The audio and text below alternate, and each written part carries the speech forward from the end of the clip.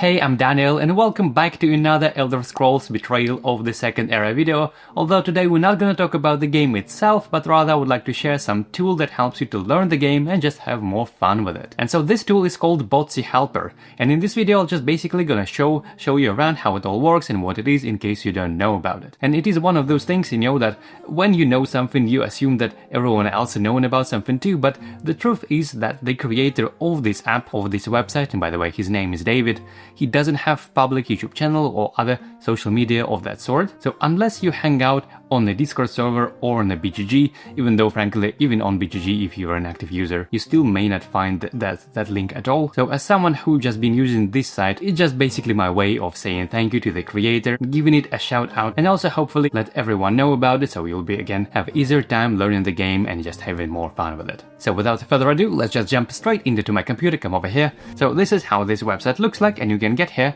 by going to this URL. It's botse-helper.com/docs. I'll recommend going to this specific location first, and as we can see, it is a community project designed to bring together terminology, iconography, and rules in a centralized location for the board game of the Elder Scrolls Betrayal of the Second Era by Cheap Silver Games. And this is essentially what it is. It's a big knowledge base containing pretty much everything from the rulebook, but there is way more beyond that. On the left side you see, for example, you can unlock all of this, expand all of those different categories. Let's say adventure, let's go for adventure creation, for example. And again, as you can see, there is a lot of things that are from the rules and from the rulebook specifically, but because of the nature of the fact that it's a website, you can have links to all of those different things that you can click on and get more information. And there is a lot of useful information. For example, you know, you can click something like add combat skill line. You click on combat, you get here again more information on the combat skill line that you can learn. For example, the combat is shown among races, starting attributes. It is a skill line, not a stat. Again, if you scroll down, you see all those usual things that you would normally see from a skill line, and there's also additional information. Are enemy combat dice considered skill dice? And the answer is yes, and we know this because of the source. It was said on the Discord as a separate clarification, so this is something that goes even beyond the normal rulebook. All of the things like FAQ and clarifications and additional informations, everything here is gathered together, and this is why this is such an amazing resource. And by the way, this is exactly how I personally learned the game, and I'm still using this resource, trust me, every single day. But let's see something else here. For example, I can press Command K as a shortcut to go for search. And let's see, we'll go something like bow skill line maybe.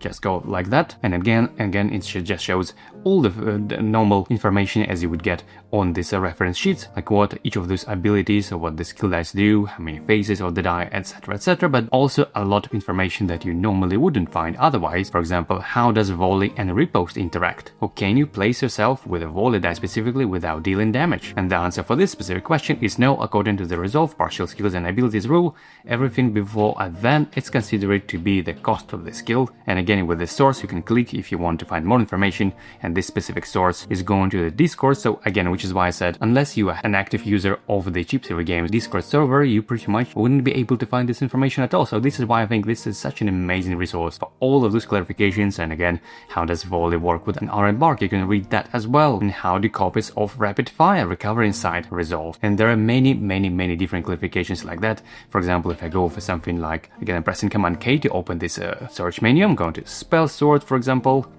something like that. Again, plenty of clarifications here, because I know spell sword is a pretty complex class, one of the complex among the base game, I would say. So the innate ability is somewhat quirky a little bit, and again we have additional information that this engage is treated as a free engage. You don't gain fatigue or performing it, and you may change battle form, and you can even use items for this innate ability. Again, all of those things and questions that you might have, but sometimes you don't even know where to find answers. Maybe you post something on BGG, but you know, it's just much easier when everything here already gathered from FAQ, from BGG, from Discord, from all those official clarifications, as well as community knowledge. All of that is here, which is just absolutely fantastic. And personally, I would even suggest that whether you are still waiting for your copy, this is a great opportunity to just scroll through all those skill lines, all the classes, look what they do. For example, if I go to something like maybe Daedric Summoning skill line, you see there is quite a lot of clarification here as well. Can you trigger a class ability without dealing damage first with this Daedric curse die specifically, or how does this free ability work? And there are many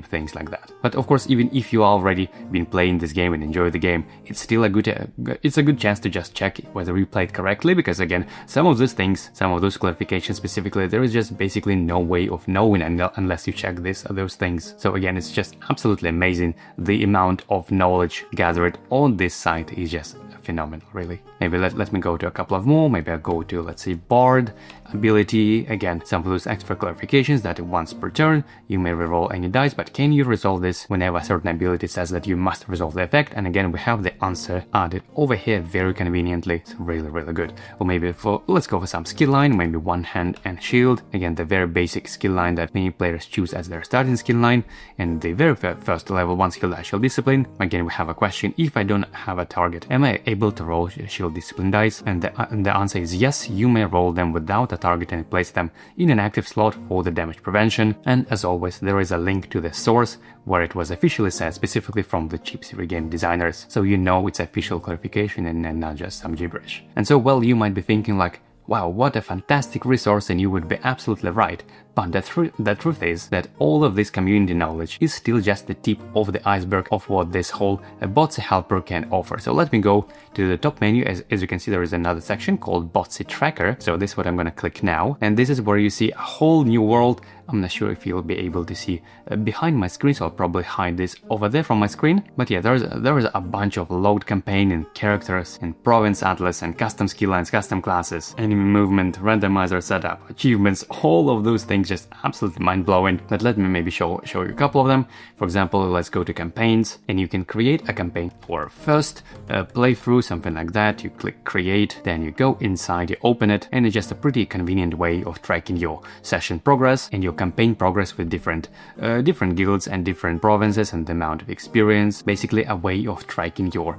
campaign progress with some keywords and notes. And again, because this is digital, it's something you can send to a friend of yours or another person who you played with your campaign, for example, maybe to anticipate the campaign, or maybe if you took a little break between the sessions, maybe let's say if you're able to play only once a weekend, this is a nice way of having like a shared progress basically in this kind of digital version. But of course, probably the coolest thing that I like the most, that you can add characters here, and I'm not gonna do this now. I'm gonna go back to this homepage and go specifically to the character section over there. And as you can see, I have a bunch of characters here already created.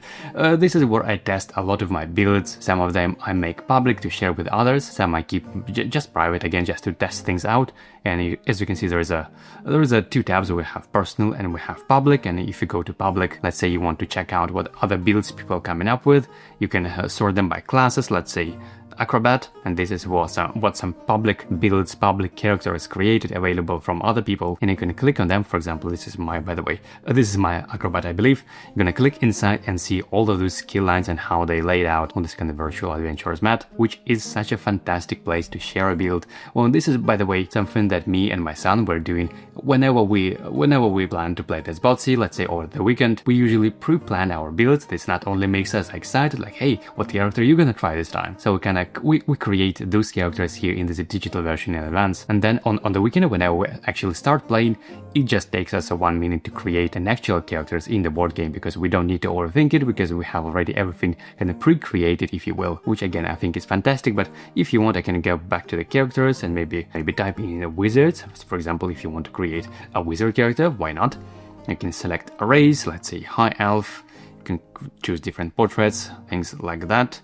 You can select a race, maybe a necromancer, why not? Something like that, and class progress, and then you start allocating those different stats as you normally would. For example, you can place health like that, then maybe you're gonna place magicka underneath, and then I'm gonna select stamina across health, because we're a spellcaster, that's how I usually do it. Something like that. For magicka, that's how much stats we have as a high elf.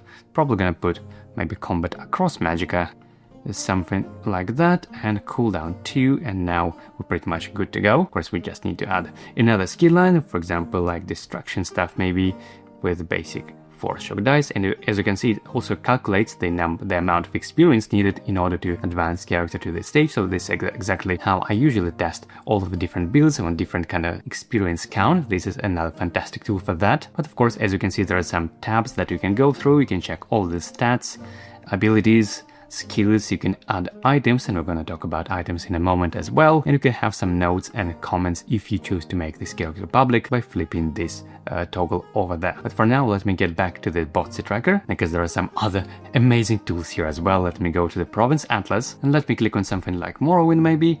And this is so cool because not only we have this this list of towns, which I'll get back to this in a moment, but before that I just want to show you the map.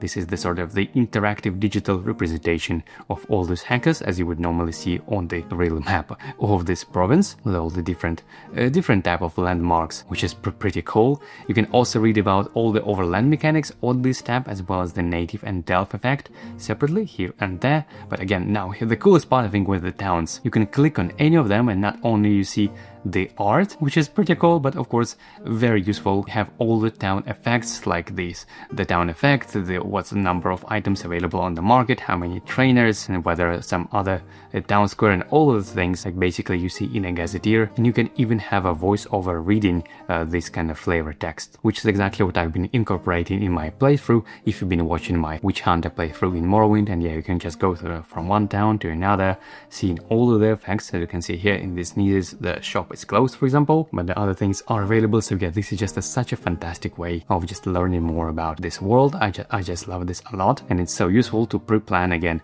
your journey, or maybe send this to others if you're planning to play this campaign together with someone who not necessarily within your physical space. So because again, it's a website, so easy to share with others, which I personally find just absolutely amazing. But there is even more to that. Again, if I get back to this homepage of Botse tracker, there is an achievement list for all the completionists like me, even though I have not checked anything here because this is a new thing. And by the way, I should mention that this whole Botse tracker is always improving. They added new things, and this specific thing is something new, I believe. But yeah, basically if you want to keep track of whether you played a specific race, specific province, and all of that, you can do this here. Here's all the quests, for example. And by the way, I've completed all of them a long time ago, but yeah, I just forgot to mark them all as played. But yeah, this is what you can do if you are a completionist like me who wants to play everything. This is another way of tracking that. And again, if I get back to Botse tracker, here's a setup randomizer. If you've been trying all, or if you just want to spice things up a little bit, you can randomize things. Again, click randomize, and you see here's the province, there's your guild, race, class, and skill line, and you can click randomize, which is a pretty cool way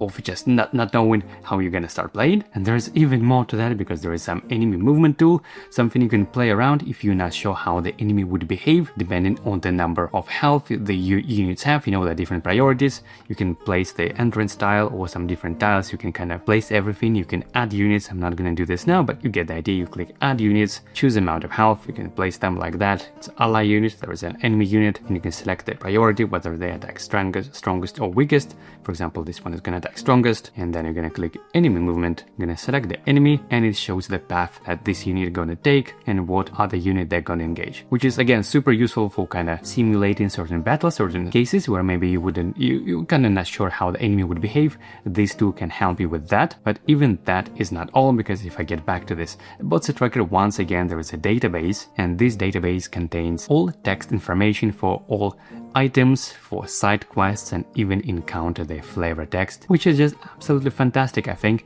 And for items specifically, this is again such a useful tool for theory crafting or for planning your build, because you can sort all those items. For example, what maybe weapons they are, and let's say for battle form, let's say for magic. So here's all the stuffs, and you can read what they do, their overtax effects, which is just so useful, not only for learning the game, but also for theory crafting or for planning. This is just my absolutely go-to place for anything that's Botse. And well, I guess that's the wrap for today's video. I hope this Botse helper will help you to learn the game more easily and just having more fun with it. And in the meantime, make sure you check out all the other test Botse videos already on this channel, all the class guides and skill lines explained, and playthroughs and beginners guides, and lots of more Botse content on the way. So definitely make sure to subscribe to that. And in the meantime, as always, thank you for watching, and I'll see you in the next video.